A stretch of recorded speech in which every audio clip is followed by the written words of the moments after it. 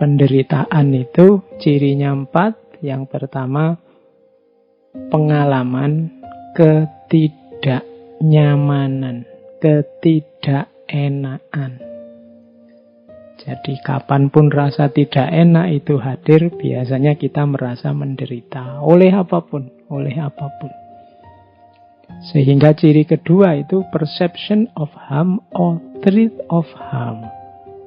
Jadi kita mempersepsi, merasakan adanya rasa sakit, atau kita terancam takut sakit, itu juga menderita. Jadi kita dipukul orang itu menderita, takut dipukul orang menderita. Dimaki orang itu sakit, takut dimaki orang itu sakit. Makanya ada hadis itu yang bilang, al-muslimu man salimal muslimuna min lisanihi wa yadihi. Jadi seorang muslim itu yang kalau muslim yang lain merasa aman di dekat dia, baik dari tangannya atau dari mulutnya. Jadi tidak sekedar orang Islam itu yang tidak menyakiti, tapi orang Islam itu yang membuat orang aman di dekat dia, karena yakin dia tidak akan menyakiti.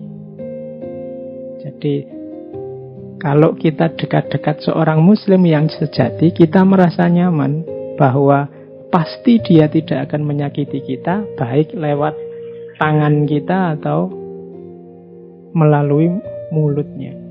Jadi perception of harm or threat of harm itu penderitaan. Karena dekat orang yang kita merasa terancam kan juga penderitaan. Jangan dekat-dekat teman itu deh. Dia kalau ngomong nyelkitnya luar biasa. Dia kalau komen selalu bikin sakit hati. Nah, itu berarti ada threat of harm. Kalau kita punya karakter seperti itu, kita berarti jadi sumber penderitaannya orang lain. Dengan mengikuti hadis Nabi tadi, ya berarti kita sebenarnya belum sejati kemuslimannya. Orang lain masih takut sama kita. Takut disakiti, baik oleh tangan maupun mulut kita.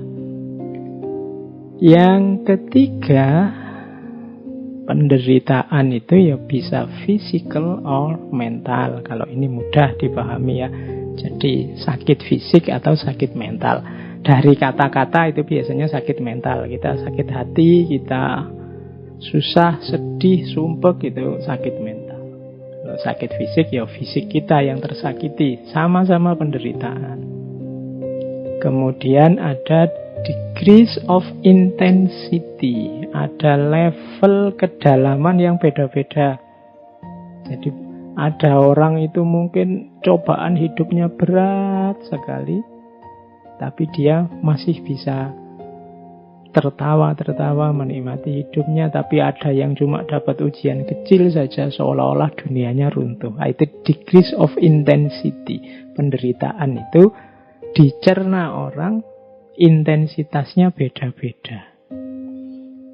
Bagi mahasiswa yang kuliah, yang mungkin sejak semester 1 IP-nya pas-pasan, terus nilainya CDE, begitu dia semester ini dapat E lagi kan, degrees of intensity penderitaannya mungkin sudah rendah sekali. Dia tidak sakit lagi, biasa. Sudah kemarin-kemarin nilainya jelek kok, sekarang dapatnya jelek, ya memang istiqomahnya begitu.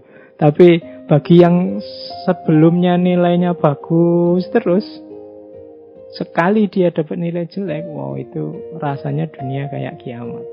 Sama dapat nilai jelek, bagi si yang satu ini beratnya luar biasa, bagi yang satunya biasa-biasa saja. Maka ini harus kita perhatikan benar saat kita berhubungan, saat kita mengempati orang lain. Kadang-kadang dalam berhubungan dengan orang lain itu kita ngukurnya pakai ukuran kita. Alah, kalau cuma ngomong gini aja kan biasa aja. Lu jangan lupa, mungkin kalau versi orang yang sedang kita hadapi itu menyakitkannya luar biasa.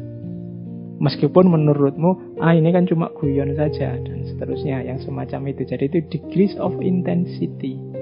Setiap orang menanggapi apa yang menimpanya secara berbeda-beda. Termasuk penderitaan ini. Tidak selalu ukuran kita cocok dengan ukuran orang lain. Kita merasa ini sudah berat, luar biasa, dan kita menganggap orang lain pasti juga seberat kita. Ya tidak mesti. Bisa jadi orang lain menangkapnya biasa-biasa saja.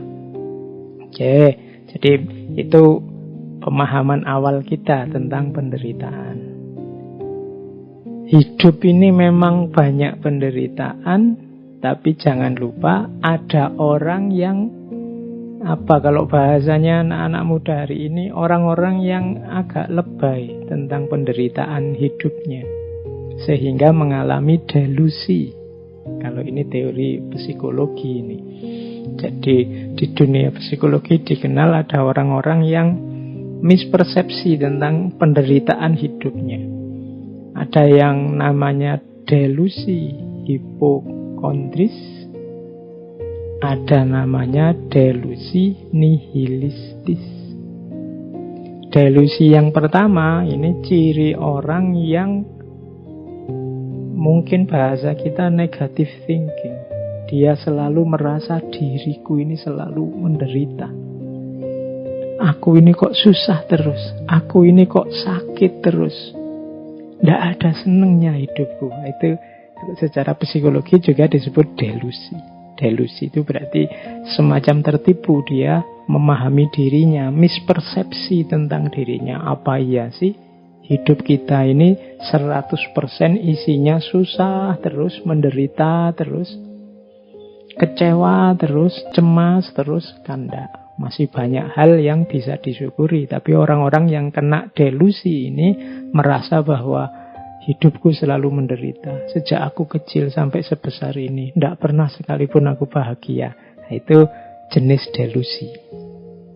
Ada yang lebih dari itu, namanya delusi nihilistis. Delusi nihilistis ini merasa bahwa tidak cuma aku ini selalu menderita, tapi aku ini sudah tidak ada harganya. Tidak berguna lagi aku hidup di dunia. Apa gunanya aku ada sekarang? Nah, itu namanya delusi nihilistis. Menganggap dirinya tidak penting lagi untuk ada.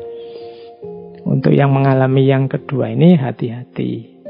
Karena jangan sampai melahirkan tindakan-tindakan yang merugikan diri sendiri dan orang lain.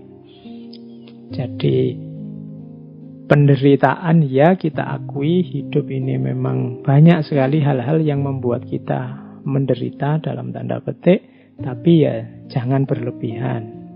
Sampai tadi mengalami delusi, menganggap hidup kita selalu tidak ada senangnya sama sekali. Atau yang nihilitis, hidup kita ini tidak ada harganya. Saya itu apa sih Pak?